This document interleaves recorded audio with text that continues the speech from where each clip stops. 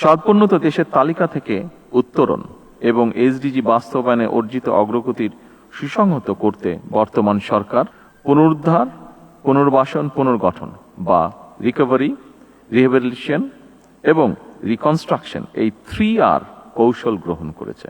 সকল শ্রেণী, পেশা তথা জনগণের স্বার্থ নিশ্চিত করার লক্ষ্যে বর্তমান সরকারের নীতি হচ্ছে সবার আগে বাংলাদেশ। উপস্থিত সুধীবৃন্দ, বাংলাদেশ যেভাবে মিলেনিয়াম ডেভেলপমেন্ট গোল এমডিজি বাস্তবায়নের সাফল্যের পরিচয় দিয়েছিল, একইভাবে সাস্টেনেবল ডেভেলপমেন্ট গোল এসডিজি বাস্তবায়নের ক্ষেত্রেও বাংলাদেশ যথাযথভাবে পদক্ষেপ গ্রহণ এবং বাস্তবায়ন করে চলেছে। আপনারা নিশ্চয়ই লক্ষ্য করে থাকবেন, এসডিজির প্রতিপাদ্য নো ওয়ান লিভ বিহাইন্ড কিংবা কাউকে পিছনে ফেলে নয়, এই মূলনীতির সঙ্গে বর্তমানের সরকারের জননীতিরও মিল রয়েছে। সকল শ্রেণী, পেশা তথা জনগণের স্বার্থ নিশ্চিত করার লক্ষ্যে বর্তমান সরকারের নীতি হচ্ছে সবার আগে বাংলাদেশ। বিএনপির জননীতির দিকে লক্ষ্য করলেই একটা বিষয় স্পষ্ট হয়ে উঠবে সবার কাছে। সেটি কি? সেটি হচ্ছে সকল সময় বিএনপির সকল পরিকল্পনা ছিল এবং কর্মসূচি ছিল জনবান্ধব। যেমন দেশ এবং জনগণের উন্নয়নে আমরা যা এখানে উপস্থাপিত একটি ডকুমেন্টারিতেও দেখেছি,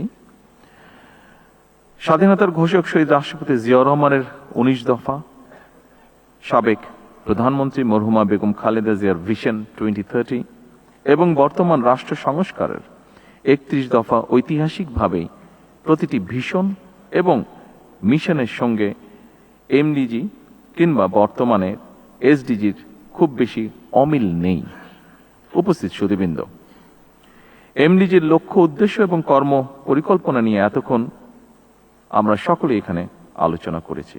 আপনারা সবাই জানেন, দীর্ঘ 1.5 দশকের বেশি সময় ধরে ফ্যাসিবাদী শোষণ শাসন বাংলাদেশকে একটি ঋণ নির্ভর এবং আমদানি নির্ভর ভঙ্গুর রাষ্ট্রে পরিণত করেছিল।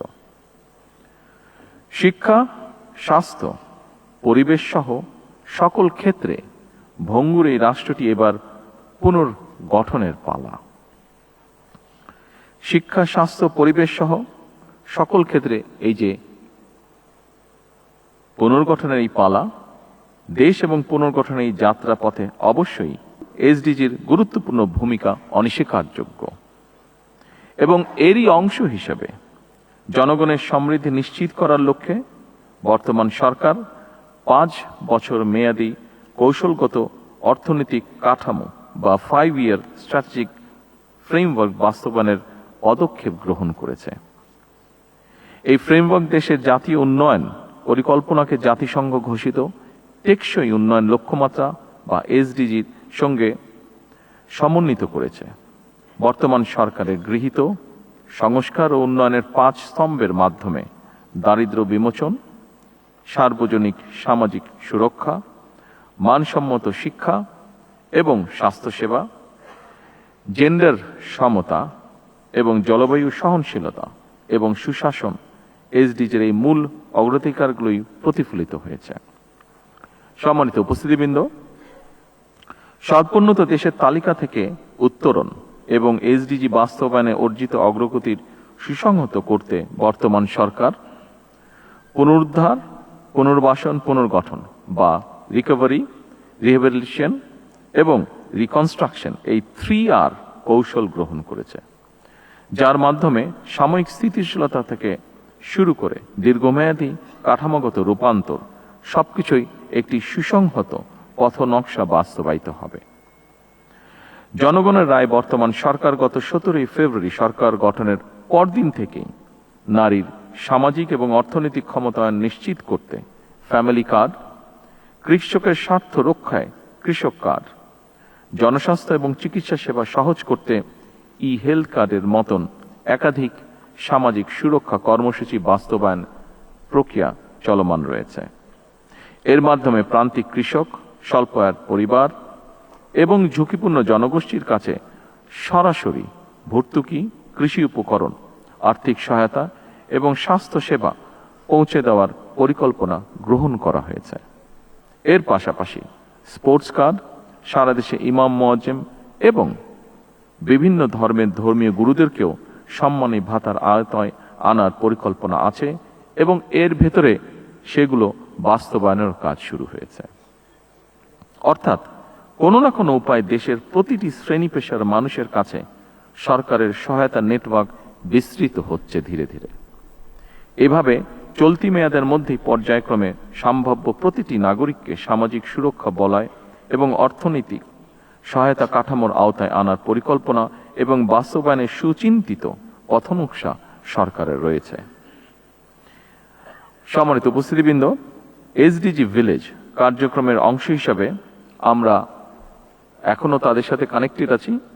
বাংলাদেশের 3টি জেলার 3টি উপজেলায়, যেমন রাঙামাটি কাপ্তাই উপজেলার মিতিঙ্গাছড়ি, খুলনার দাকপ উপজেলার পানখালী এবং দিনাজপুরের বোচাগঞ্জ উপজেলার নাফনগর, এই 3টি গ্রামকে এসডিজি স্থায়ীকরণের একটি পাইলট মডেল হিসেবে প্রাথমিকভাবে বাছাই করা হয়েছে।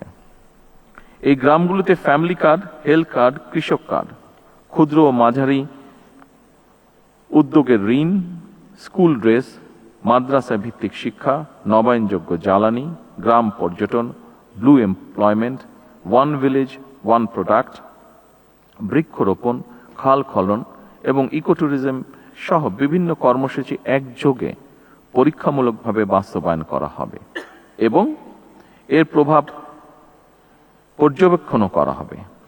এই উদ্যোগের সাফল্যের ভিত্তিতে ভবিষ্যতে সারা দেশের অন্যান্য গ্রামেও এই মডেল সম্প্রসারিত করার পরিকল্পনা রয়েছে সরকারের।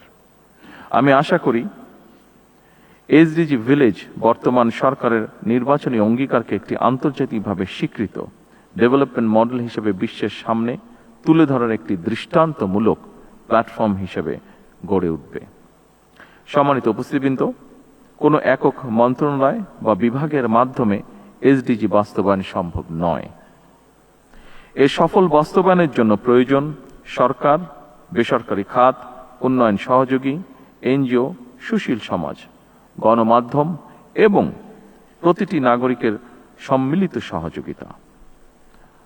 আমি আশা করি 3 দিনের এই সম্মেলনে প্রতিটি সমন্বয়কারী মন্ত্রণালয় ও বিভাগ তাদের অভীষ্ট ভিত্তিক অগ্রগতি, চ্যালেঞ্জ ও ভবিষ্যৎ করণীয় নিয়ে আলোচনার মাধ্যমে বাস্তবসম্মত এবং সময় উপযোগী কর্মপরিকল্পনা ও পদক্ষেপ গ্রহণ করবেন।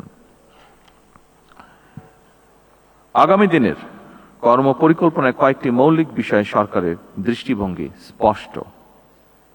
একটি গণতান্ত্রিক রাষ্ট্র যেখানে থাকবে অবাধ নির্বাচন, আইনি শাসন এবং প্রাতিষ্ঠানিক জবাবদিহিতা। একটি মানবিক রাষ্ট্র যেখানে স্বাস্থ্য, শিক্ষা ও নাগরিক অধিকার হবে সার্বজনীন এবং একটি কল্যাণ রাষ্ট্র যেখানে প্রতিটি নাগরিকের অর্থনৈতিক সুযোগ ও আন্তঃপ্রজন্ম ন্যায্যতা নিশ্চিত থাকবে। সম্মানিত সকল উপস্থিতিবৃন্দ, সবশেষে আমি প্রধানমন্ত্রীর কার্যালয়ের এসডিজি বিষয়ক মুখ্য সমন্বয়ক এবং গভর্নেন্স ইনোভেশন ইউনিট এবং বাংলাদেশ পরিকল্পনা কমিশনের সাধারণ অর্থনীতি বিভাগকে এমন একটি জনগুরুত্বপূর্ণ সম্মেলন আয়োজনের জন্য আন্তরিকভাবে ধন্যবাদ জানাই।